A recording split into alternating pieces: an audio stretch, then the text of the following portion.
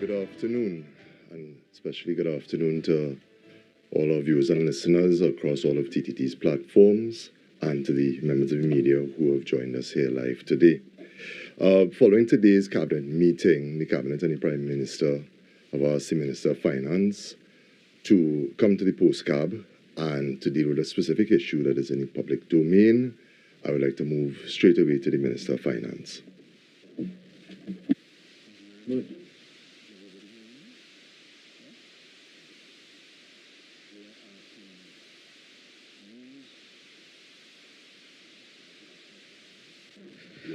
Are you hearing me now? Okay.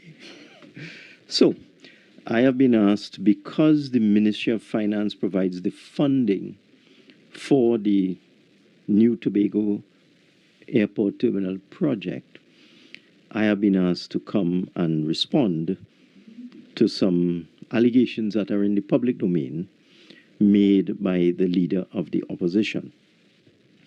Now, having looked at the newspapers today, the allegations made by the leader of the opposition can be broken down into three main categories or three main claims. The first one is that there is a cost overrun on the New Tobago Airport Terminal project of 462 million Trinidad dollars. That's allegation number one, or category of allegation number one.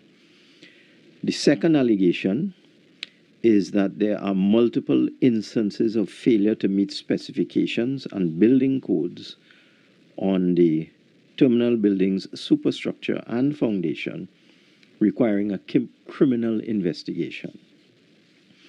And three, the project is behind schedule.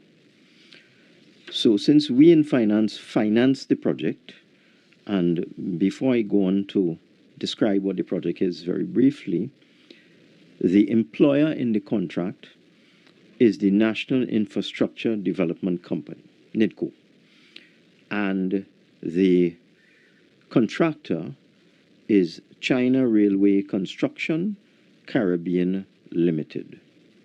So those are the two entities, employer and contractor, on the project. The contract was signed in January of 2020, and I have actually a copy here of the first page of that contract, which gives the date, and the contract was actually signed on the 28th of January 2020, which, as we know, is the year that COVID was declared a global pandemic, just a month or two after that. So 28th of January 2020, a contract signed between the National Infrastructure Development Company Limited, NIDCO, and China Railway Construction Caribbean Company Limited, CRCCCL. The original construction contract sum was US 128. I have a fact sheet which I will circulate to the media with these details. The original contract sum for construction was US $128.7 million.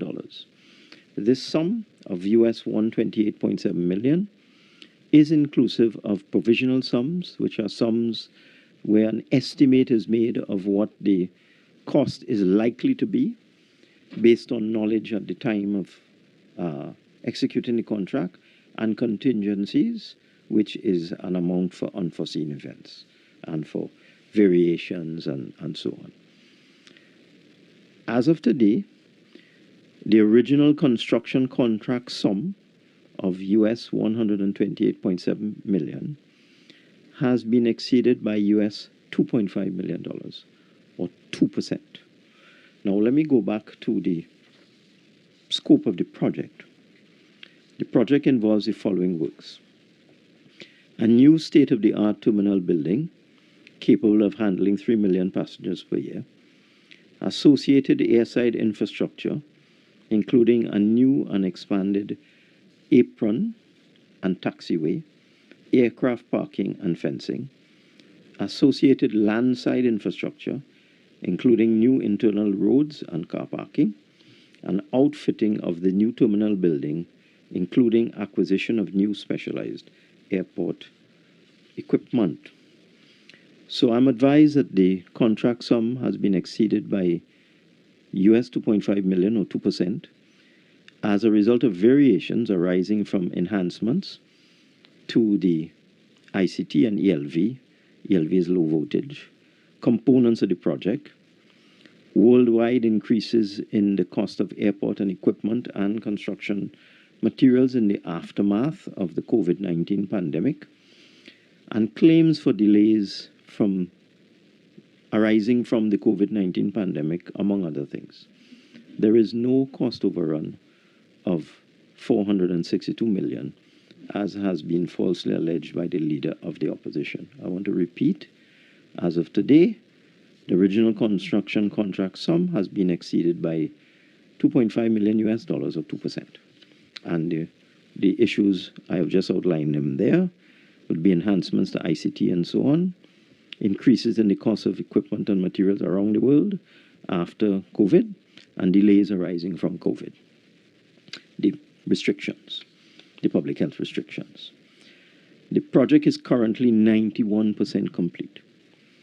Completion is indeed behind the original schedule as a result of the delays caused by the COVID-19 pandemic, among other things. The target date for completion of construction is now March 31st, 2025. However, progress on site in the last 9 months, for anybody who has been to Tobago and flown over the site as the plane comes into land, progress over the last 9 months has been remarkable, as anybody who is there would know. And the planned construction, testing, and handover for March 2025 is on schedule, at which point the Airports Authority can commence operational fit-out, training, and readiness to support the planned go-live date of July 2025 in accordance with their schedule. That is the Airports Authority schedule. The foundation and superstructure of the terminal building are safe, and the entire project, including the foundation and superstructure, is being built in accordance with the appropriate international standards and building codes suitable for an international airport. There are no multiple failures of specifications or breaches of building codes, as falsely alleged by the leader of the opposition. Now, this information has been given to me by the expert consultants engaged by the Ministry of Finance, since we have to provide the funding for the project, and it's an expensive project. We engaged 2 specialized firms, one an expert international aviation firm of consultants, and the other a construction project management firm. The 2 firms are Mott MacDonald and Gleeds, and their job is to review and monitor the construction and provide the necessary feedback to the Ministry of Finance, since we have to provide the funds for the project as the contractor puts in his monthly invoices. You can Google these entities yourself, but just to give some brief information on Mott MacDonald. Mott MacDonald has 17,000 employees. It has 180 offices across 150 countries world over, and it has won 525 international awards over the last 6 years, and they are internationally recognized as the consultant of choice for some of the most complex engineering projects in the world. It's one of the world's most experienced aviation consultancies, providing aviation advisory, design, and program management services to governments, civil aviation authorities, airport companies, equity investors, debt financiers, etc. But you can Google that yourself. Okay, so they are very versed in airport matters. With respect to Gleeds now, Gleeds is a construction consultancy firm specializing in oversight and project management, and Gleeds has been in existence since the year 1885. So that means Gleeds is 139 years old, if I do my maths correctly. And Gleeds has 2,800 employees in 26 countries with 76 offices worldwide. And they provide construction management, construction oversight, and construction project management on a variety of projects all over the world. Again, you can Google them. So, to sum it up, the project is being built to the highest international standards and appropriate building codes for an airport. There is no cost overrun of 462 million, and the project is behind schedule because of COVID-19. I will now open the floor for questions. Kijan Haynes, Guardian Media. You said delayed because of COVID and other things. Can we get into a more breakdown of some of the delays that you would have seen and what would have caused these delays? And I guess since we're looking at the number that you gave, a $2.5 million overrun estimate, break down maybe the cost. Like, so what would have cost this and how would we have reached where we are? I can't give you all of those details. The mic. Sorry. Can't give you all those details in this press conference, but that's information is easy for me to provide. What I do know is that the amount for provisional sums and contingencies was somewhere in the order of about $11.5 million, and the actual costing of the provisional items and continuity items is now about $14 million US. The 11 million you just named is in US. Yes, and that's in the contract sum of 128.7. Urvashi? Minister, good afternoon. Urvashi from TV6. Sure. According to the Mott McDonald report, it was suggested that the testing was to begin on or around December 2nd. Are you able to give us an update as to whether that has started? Testing of what? Safety testing and so on. But safety testing of what? The infrastructure at the new terminal building.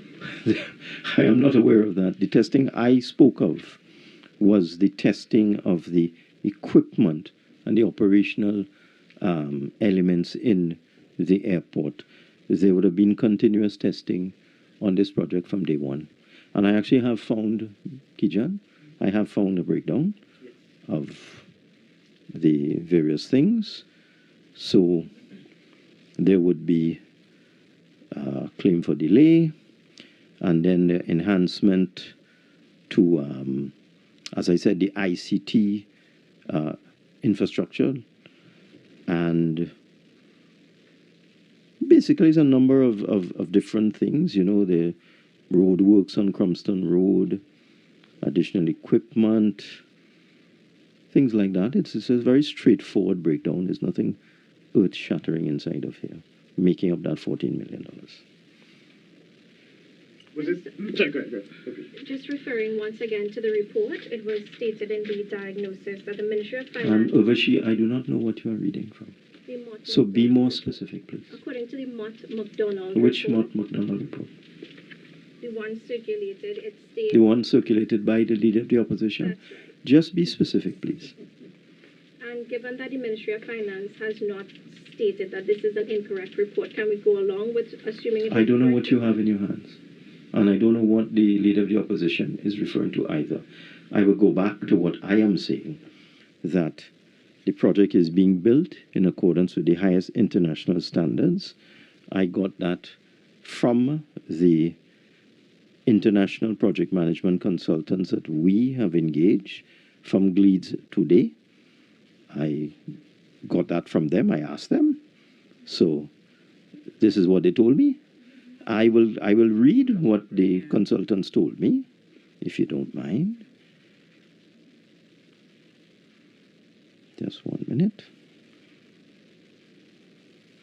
Under the FIDIC Silver Book, form of contract, the contractor is responsible for the design, ensuring compliance with the relevant specification and building codes required by the local jurisdiction.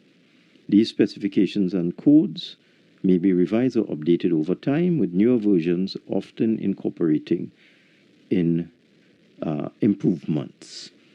However, the project is being built in accordance with the acceptable construction practices and high quality standards. The Mott MacDonald report? I don't know what you're talking about. But you just referred to Mott MacDonald. I just referred to Gleeds. No, previously, when you were giving us the update about the terminal, you referred to Mott MacDonald listing a number Yes, of but I don't know what so. report you're talking about. Mott MacDonald has made many reports. I don't know what you have in your hands. Okay, but would it not be prudent of you as Minister of Finance to look at the report to find out if what is being circulated to the national public is true or not? I have no idea what is being circulated, but what I can tell you is that both Mott MacDonald and Gleeds have reported to the Ministry of Finance that the project is being built in accordance with the highest international standards. What more you want me to say? I would have thought that, you would have liked to see a report on the progress of it and to find out if what is being said is true or not. I beg your pardon? I said that both Mott MacDonald and Gleeds have reported to the Ministry of Finance that the project is being built in accordance with the appropriate and applicable international standards for an airport of this type. What else do you want me to say? Sufficient for you? Can I help? Let me help you. That, Can I, you, I just want to ask. Kijan, Have they performed? Kijan, hold on one Yeah. second. Can we just move to the she's been holding for a little while? All right, let me just Go. shift a little bit, right? Minister Doris Polo, Guardian Media. One of the things, apart from speaking about the building meeting the standards, as you quoted there, the opposition leader said CEP Limited was fired because of their failure to rubber stamp substandard work. So you want a short or long answer to that question? The short answer is nonsense. Absolute nonsense. There was no request made of any consultant to rubber stamp anything. I have just read out for you the brief overview of the two firms of consultants hired by the Ministry of Finance to provide us with the necessary feedback. These are highly reputable consultants, and they would not put their name to any report to the Ministry of Finance confirming that the building is being built to proper international standards. They would not compromise their integrity in that way. So that's utter nonsense.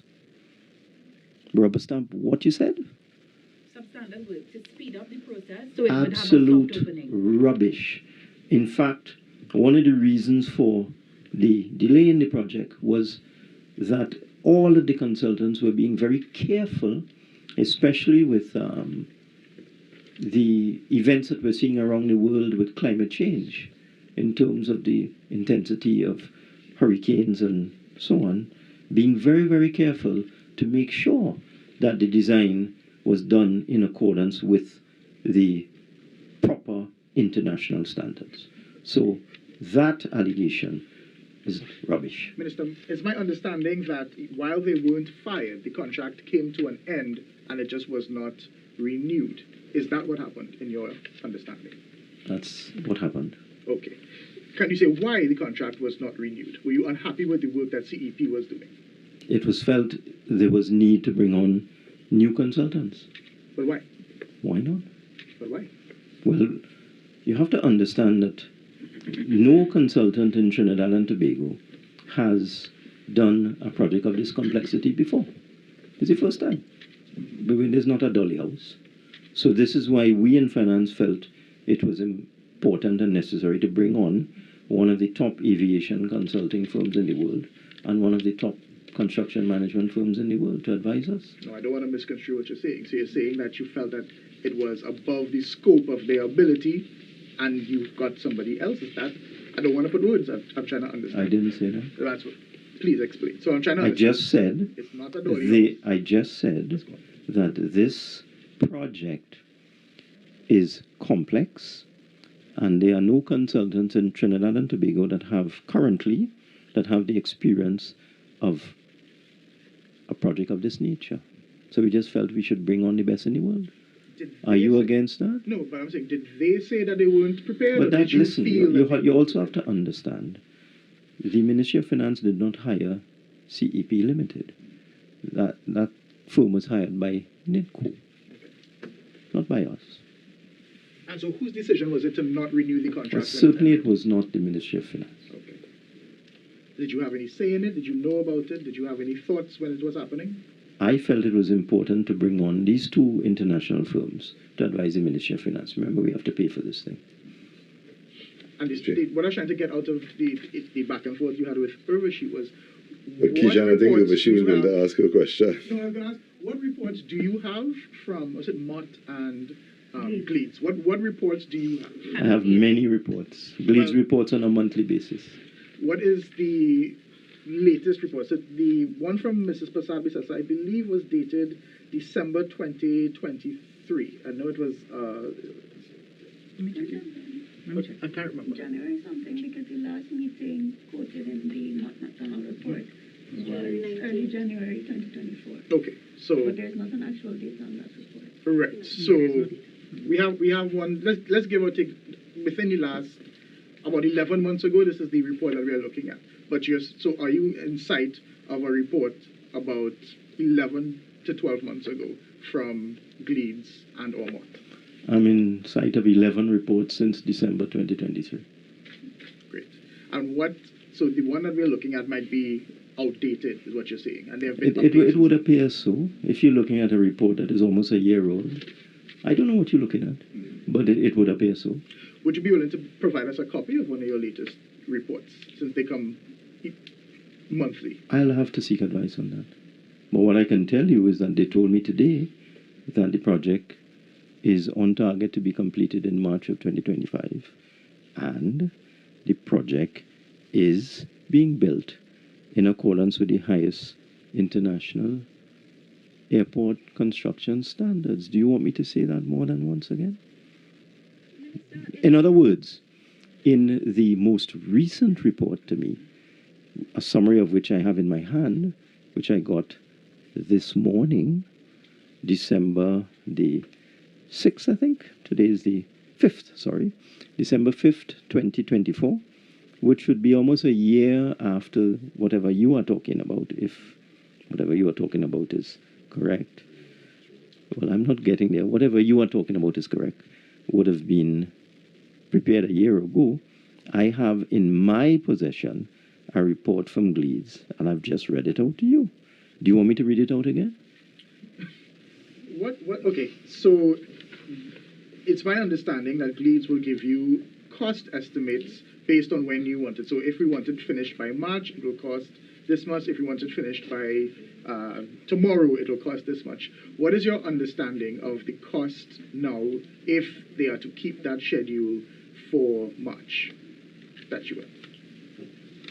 I'm looking at a table here that says, okay, well, if it's by November, 18 million. If it's by December, 12 million. January, and I don't know what you're looking at, but what I can tell you is that the agreed variations are totaling $14 million US, and the amount in the contract for that type of thing is $11.5 million, so that the excess over the provision in the contract is $2.5 million US. I don't know what you're looking at. Just out of curiosity, why is the Ministry of Finance handling this and not, say, the We are not handling the project. We are funding the project.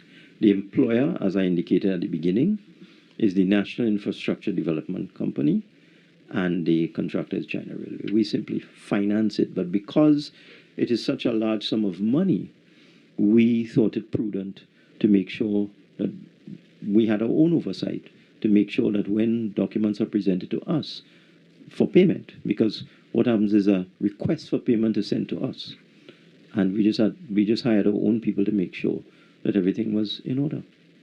That's it, basically.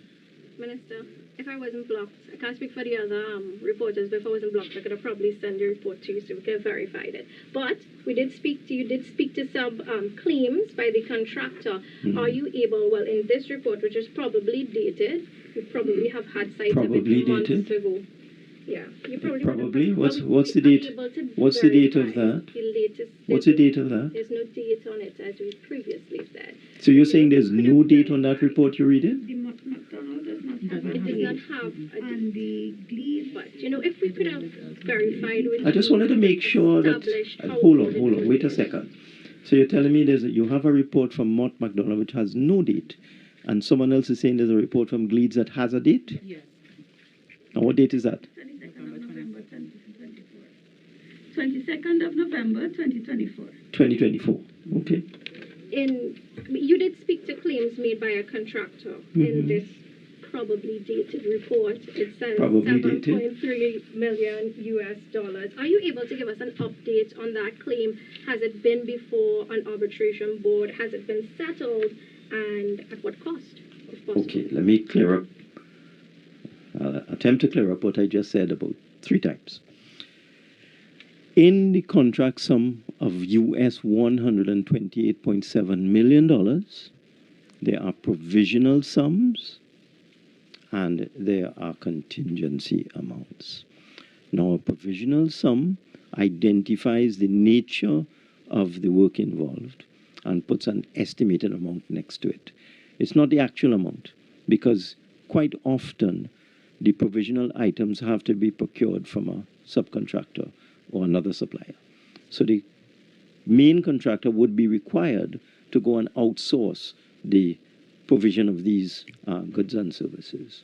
So a provision is made, it's called a provisional sum, describing what it is, baggage handling or whatever, and an estimate is put beside it. But when the matter is procured, when it is put out to tender, let's say you have a provisional sum of 1 million, it could come in at $500,000, it could come in at 1.5 million. So the provisional sum is not exact. The contingencies are for unforeseen events, such as price fluctuations. Now, we very well know, all of us who went through COVID, as I indicated, this contract was signed at the end of January. COVID hit us in March, I think, of 2020, if my memory is correct. So not long after the contract was signed, COVID came, and you would have seen the kind of phenomenal increases in construction costs after COVID. For example, the cost of shipping went up by 1,000%. The cost of shipping a container from China, for example, went from $2,000 US to $20,000 US. That's not the price now, but I mean, there was tremendous inflation. The cost of all sorts of things, specialized equipment and so on, doubled.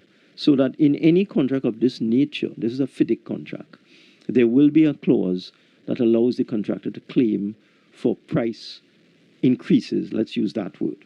Price fluctuations is the technical word. So the contractor would have to show that outside of his control, there would have been increases in the cost of certain pieces of equipment and materials, and would make a claim on that basis. This is what the contingency sum is for, among other things. You would also have to look at a claim from the contractor for delays. Again, during COVID, I mean, we all lived it. Everything shut down. And then borders closed and so on. So that the total amount allowed in the contract for provisional items, which are the items not fully defined, and the contingency items, which are unforeseen, was $11.5 million US. And the amount that has been agreed on by all concerned, by NIDCO and by all the other consultants looking at this project, is $14 million. And that's where the $2.5 million extra comes from. Of course, the contractor will make other claims. All contractors do that. Often on a project, you might have claims amounting to the original contract sum. You might have a $100 million contract and $100 million in claims. The process is that the employer and the project engineer will look at it and determine what they believe the contractor is entitled to. And if the contractor is not happy with that, it will then go through the dispute resolution process, perhaps ending up in arbitration or litigation, as the case may be. We haven't reached there yet. Right now, the contractor has made claims, and the panel of consultants have concluded that they should pay the contractor $14 million, which is 2.5 over the provided amount of $11.5 million. Down the road, we can't say, I don't have a crystal ball, I can't tell you whether some of the other claims of the contractor would be deemed to be valid by a dispute adjudication board or an arbitrator. I can't tell you that. Can such a dispute lead to a further delay? No. They No. must hand over. Not that. The contractor is being very cooperative, and the contractor is working with us, and you would have heard a word I used inside of here called remarkable.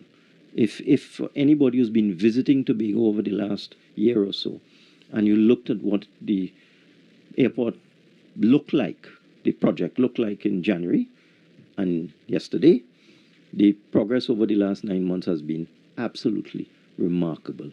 We have no issues with the contractor. The contractor is working with us and is pushing hard to complete this project by the March 25 completion date. Could I ask, the opposition leader would have claimed that subcontractors associated with the project were financiers of the PNM for the general election. And who are these? She didn't identify them. Well, I'm sorry, I can't help you with that. And she also called... No, wait, hold on. Go ahead. I can't help you with that. Since you don't know who they are, and she didn't say who they are, I certainly don't know who they are. So I'm not going down that rabbit hole, down that dead end into a wild goose chase. What on earth would a criminal investigation be required for? Why? Just because she said so? What is the rationale? Tell me. Can't speak for the I mean, I go to the Senate all the time, and Wade Mark calls for forensic criminal investigation into everything. And he's never right. And he has no basis and no evidence for anything. So what on earth is Ms. Bissessa talking about? What is the criminal offense that has been committed that requires a criminal investigation? You tell me. This is completely unlike the Piarco Airport, where the foreign contractor pleaded guilty in a court in United States, went to jail and paid restitution, and now there's a civil matter where a court has awarded an amount of almost equivalent to $1 billion Trinidad dollars to the government of Trinidad and Tobago. What is the crime that has allegedly been committed on this project? I would like to know, because this is just scandalization by the leader of the opposition. I cannot associate myself with the corruption that took place on the Piarco Airport. This project is nothing like that. Nothing like that. In the interest of transparency, Minister, would we be able to receive the list of the subcontractors to dispel this notion that they are linked to financing? I am not the employer on the project. The National Infrastructure Development Company is the employer, and the contractor is China Railway. You'd certainly have to pose that question to China Railway. But who are these people the leader of the opposition is talking about? Who? Who are these financiers of the PNM? And, I mean, come on. Isn't local content required? Isn't it a requirement that if a foreign contractor is working in Trinidad and Tobago, that they need to maximize local content? So if a Chinese contractor gets a project in the state of Trinidad and Tobago, the Twin Island state, and the project is in Tobago, don't you expect them to hire Tobagonians and suppliers of goods and services in Tobago, and contractors resident in Tobago, and truck drivers in Tobago? Is the leader of the opposition saying every single supplier of goods and services in Tobago is a PNM financier? That's nonsense. Just going back to our previous question, what role does the Ministry of Works play in the construction of this? Because you said 2025 it's handed over to the Airports Authority. So does the Ministry of Work have nothing to say until it's handed over? What role do they play? There is a team. Just a minute, I had a brief on that. Just 1 second. There is a project team, and it comprises the following agencies, and they collaborate with the executing agency, NIDCO. Okay? And this project team includes the Civil Aviation Authority, the Airports Authority, and a number of consultants. The reason being that this project has to be given to the Airports Authority of Trinidad and Tobago, because it is merely an expansion of the existing Crown Point or A&R Robinson International Airport. So the purpose of this team is so that the Airports Authority is fully briefed on what's happening. They have submitted to the consultants their, let's call it, commissioning requirements, their commissioning schedule, because the construction will be finished in March of 2025. But then you have to have training, commissioning, testing, and all that sort of thing. And the Airports Authority has indicated that they can launch the new airport terminal in July. That's what they've told us. So the role of the Ministry of Works is to receive the airport. And the Airports Authority, as the agency of the Ministry of Works, has been associated with the project from day one in terms of indicating what the requirements are for the airport. Line manager. Ministry of Works. All right, hold on. I'm trying to do this math here. So you are financing the project, but NIDCO is doing most of, so they are kind of the head body. They're doing all the hiring. I didn't say they're kind of the head body. They are the employer. They're the employer. Yeah. I don't want to sound rude, but shouldn't Minister Sinanan also be here to be part of this conversation to give his explanation, since a lot of it falls under his ministry? No, the NIDCO is the executing agency. For example, UDCOT does a lot of projects. UDCOT is doing a new head office building for the Ministry of Social Development, for example. UDCOT is doing a new central block in Port of Spain General Hospital for the Ministry of Health. They're also building the EBC headquarters. They've built a number of police stations, health centers, fire stations, just did a library in La Joqueta, and so on. In those instances, UDCOT is the executing agency, okay? But UDCOT is an arm of the Office of the Prime Minister. So if I were to follow your argument, and again, NIPDEC, let me give you another example. NIPDEC is an arm of the National Insurance Board, but NIPDEC manages the program for upgrading roads for the Ministry of Works. So these types of arrangements are commonplace, where you have a particular statutory authority or state agency is the executing agency.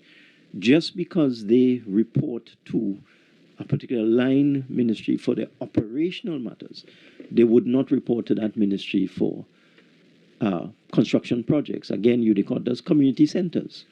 You follow?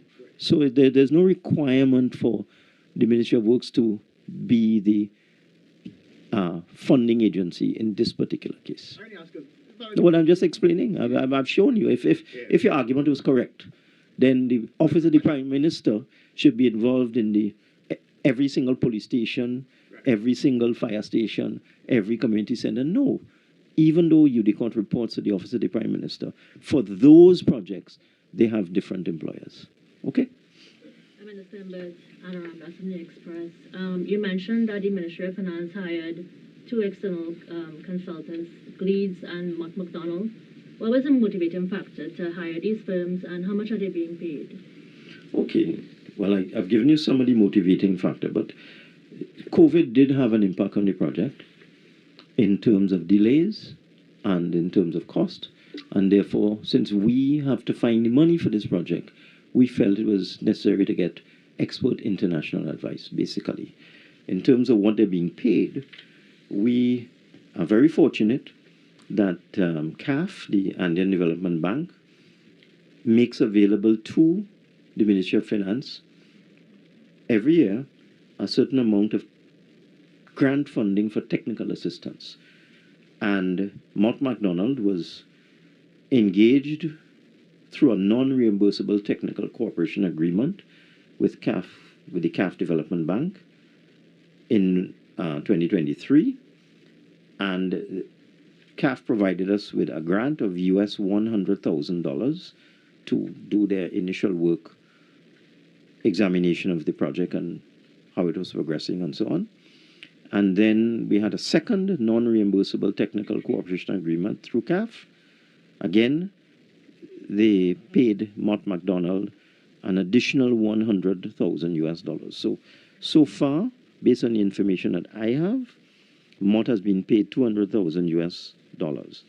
Gleeds was also engaged through a non-reimbursable technical cooperation agreement with the CAF Development Bank, and the amounts paid to Gleeds up to August,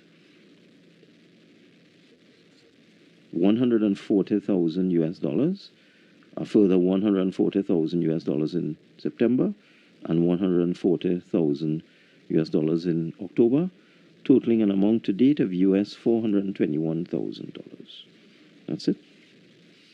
But to answer your question, because the project was profoundly affected by COVID, as many other projects were, and because it's such an expensive and important project, we felt it was necessary to bring in these high-level expert consultants to make sure that the project didn't get away from us. What is the sum total of claims that are currently in dispute between China Railway and NEDCO? I'm not aware there's any dispute. In terms of claims made, I don't have that figure right now. But I'm not aware that there's a dispute. My understanding is negotiations and discussions are continuing with respect to the claims. There's only a dispute when a dispute is reported, where the contractor would report that he has failed to reach agreement with the FIDIC engineer. I'm not aware that that has occurred yet.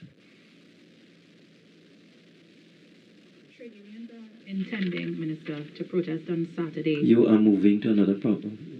Please. Like to... Let's deal with this airport issue, please. Anybody else? I do have one more. Sure. The news, they had a lovely article where environmentalists were... Hold on, Which one is the bird one. Okay, so there was an issue that they were... the environmentalists were concerned that because of what that structure, it's not the typical area, birds were seeing it flying and they're saying they were losing birds every day. Have environmentalists come to you with these I am lost. I knew you would be. Would you be more specific? So there's an issue an environmentalist raised. There was An environmentalist raised an issue. Yes, right. of buildings of this nature. Or buildings of this type, not this building. Well, this particular building as well, because of where it's being built. So it's not in an urban area. So this building is brand new. It's glass. It's reflective of the trees around it. Birds have been dying, and they were concerned. So I'm sorry, I can't answer that. Because, I mean, there's no evidence to back up that.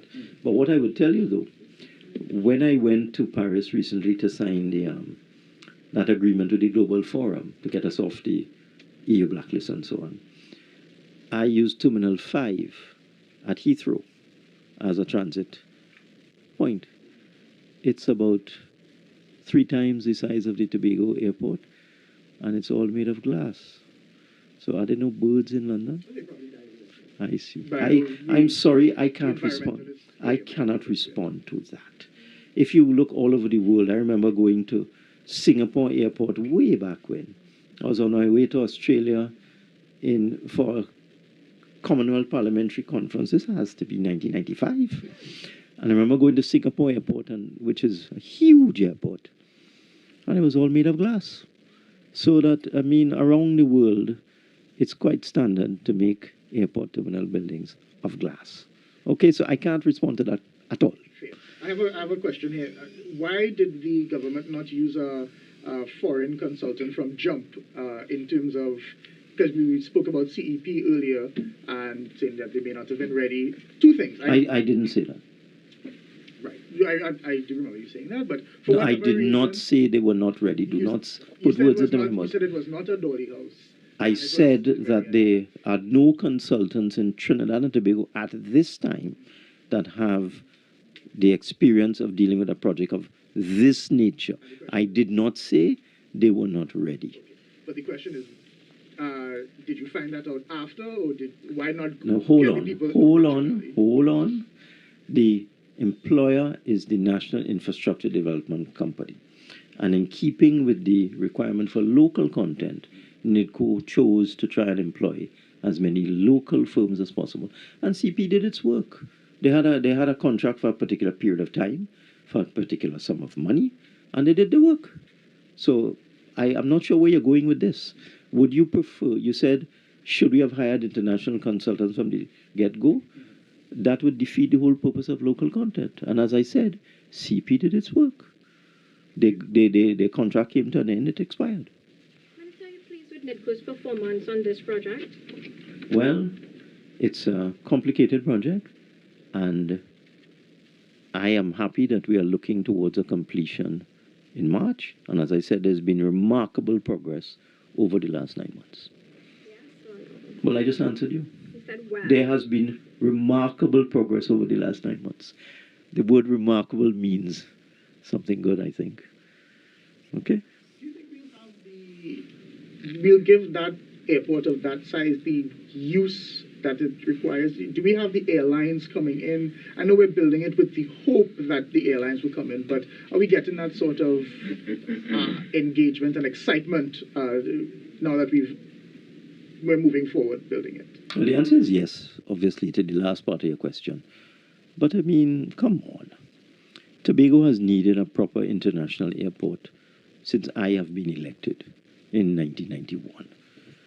And there have been many attempts over the years by successive governments, by NER governments, well, in fact, before I was elected, by NER governments, by UNC governments, by PNM governments. And all I could say is I'm proud and happy to be associated with this project, which is giving Tobago the type of airport it needs for its future development to build its tourism. As you would have seen in some of the photographs, we are now going to have loading bridges for aircraft for the first time in Tobago to accept international aircraft, 777 aircraft and so on, jumbo jets and so on. And this, to me, is taking aviation in Tobago and tourism in Tobago into the 21st century. And I am happy to be part of this gift to the nation. And yes, when you look at all airports around the world, all of them, the construction of an airport, a modern airport, is a catalyst for economic activity, job creation, and national development. So, yes, I do think this airport will be utilized. Yes, I think it's a tremendous boost to the economy and people of Tobago and Trinidad to that as well. It's a tremendous boost for tourism, and I am very happy to be associated with this. And part of the government that took the decision to proceed to build a proper international airport in Tobago. In any of its report to the Ministry of Finance provided like a forecast overspend on authorized expenditure to the tune of US 67 million. Is this accurate or inaccurate? I've seen that number, and I tried to find out what that number meant. And I'm still at a little quandary to understand what it means. It could be that this is the claims that the contractor is preparing, who knows. But that's not the point. A contractor could claim anything. It at the end of the day is whether the claims are justified and the payment is appropriate. We're claiming up to $200 million. And at this point in time, I can't say. What I can say is that the consultants have agreed to $14 million US, which is already more or less part of the contract. And I don't want to get into that. Remember, claims are sensitive matters. I don't want to make a comment on the claims of the contractor. That is for the consultants to deal with. I don't want to say anything here that might prejudice the outcome of a dispute resolution process. And next thing I see myself on affidavit. So I don't want to get into that. There are experts here to deal with these matters. There's a process. It's in the contract. And as a minister, it's not my job to get involved in that. Minister, and as it relates to payment schedules, are you able to say if they have been paid in full, or is it that a certain percentage will be withheld until the project is completed? Well, in any project of this nature, there's retention. It's usually about 5%. Okay? There's another document circulating about projected payments up until March. totaling some $178 million. I'm not sure I know what you're talking about. What I do know is that the current approval, that $14 million approval, was designed to keep the contractor in funds, to keep him working on the project, and he will submit his invoices in a normal manner. This is a $128 million project. We haven't spent $128 million yet. Okay? So there's more money to be spent. Shift gears now. Well, I don't know. I didn't come here to discuss anything else. So whatever questions you have, just keep them tight and on point. Tight and on point. Okay. Minister of Finance, Colm Imbert. We have JTAM calling on the population to mobilize outside of Whitehall on Saturday because they are upset with the government's acceptance of the SRC report for salary increases while unions receive 4%, a 4% offer. Any change from the government on that 4% offer? Which 4%? To the unions, they're saying because they've been asking for more even before accepting. Are you some sure of you them. know what you're talking about? Yeah, I'm sure I know. Because the fire service, the prison service, the police service, the defense force, they accepted, and tutor accepted the 4%. So which 4% are you referring to? But what they're saying. No, could you answer my question, please? Yeah, well, I'm getting to that. What the unions are saying Which is unions? that JTAM and the NATOC and wait a minute, hold on. Those are not unions. Those are umbrella organizations. Which represent. Hold on. Hold on. The public sector unions that were offered a 4% wage increase are the Public Services Association, the National Union of Government and Federated Workers, the Trinidad and Tobago Unified Teachers Association, the Police Association, the Prison Association, Defense Force. Okay? Which union are you talking about? Specifically, we have postal workers, for example, No, they are not part of the public service. Right. But they're calling, Minister, you would appreciate, on the population at large to mobilize outside JTAM. This is the Joint Trade Union Movement, calling on the population at large to mobilize because they are saying that all unions are standing in solidarity, that they are not pleased with the original 4% offer in the first place, and they believe that they should also get more. I don't really understand what you're saying. So the question... Wait a minute, let me say what I am saying. Sure. The government offered public servants and the protective services and teachers a 4% increase, and most of those trade unions accepted that 4%. We are now in the process of offering a further 5%. So I am not sure about what you are talking about. You have to be more specific. Yeah, go ahead. Right, so at there was a conference at Tibu this week, and the unions that were present were SWWTU. We have not made any offer to... Wait, hold on. We have not made any offer to SWTU. We have not made any offer to TU. Prison Officers Association. The Prison Officers Association accepted the 4%. The communication workers. We have not made any offer to communication workers. The people who represent SWIMCOL. Pardon? The people who represent SWIMCOL, industrial and sanitation workers, NUGFW, and Estate Police and Postal Workers Union, and one of the... Yeah, but don't mix matters. One of their... Wait a minute. Do not mix matters. I want to be very clear. The government through the CPO has offered certain trade unions 4% for a particular period, and most trade unions accepted that. The government now through the CPO is arranging to offer the same trade unions 5% for another period. I am not sure about what you are talking, so could you crystallize your question, please? Well, in addition to what Therese was asking, at this press conference, the unions that had accepted the 4% are asking for government to reopen negotiations on those periods and increase... I am terribly sorry. What is your name, Ms. Polo? No, I am Paula Linda. Miss Polo is on your Paula list. Linda. She's Polo? She's Paula. I'm so sorry, I apologize. I have no idea what you're talking about. I'm telling you. No, I have no idea what you are talking about. You are saying, you are reporting something.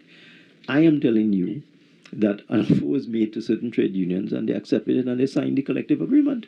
I don't really understand what you're asking me. All right, Minister, let me. Doris, this will be the last, and then we have to end at that point. That's a bigger question. Can I Yeah, get a regarding the airport. No, but come on, please be specific with these questions about collective negotiations. I mean, if a union has accepted an offer and signed a collective agreement, I really can't respond to an allegation that somebody in some meeting said they want to reopen. I can't respond to that.